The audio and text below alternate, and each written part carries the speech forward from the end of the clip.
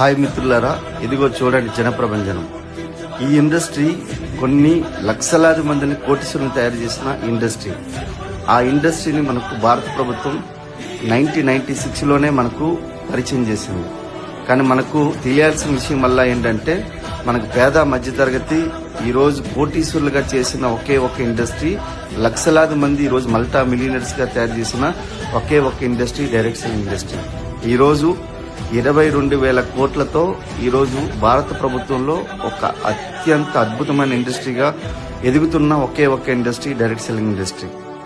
ఒక్కసారి ఆలోచించండి మిత్రులారా, ఈరోజు కోటీశ్వరులు కావాలంటే ఖచ్చితంగా కోట్లు పెట్టుబడి పెట్టాల్సిందే. అది పెట్టుబడి పెడితే తప్ప మన కోట్లు సంపాదించవచ్చు అనే విషయం చిన్న పిల్లాడికి అడిగినా తెలుస్తుంది. ఈ అవకాశాన్ని వినియోగించుకుంటే విజేత అవుతావు, నీ తరాలను మార్చిన వాడు అవుతాం. అందుకే ఈ అవకాశం ప్రతి ఒక్కరూ వినియోగించుకునేటట్లు మనకి ఈరోజు గవర్నమెంట్ ఒక పటిష్టమైన చట్టాన్ని ఏర్పరిచింది.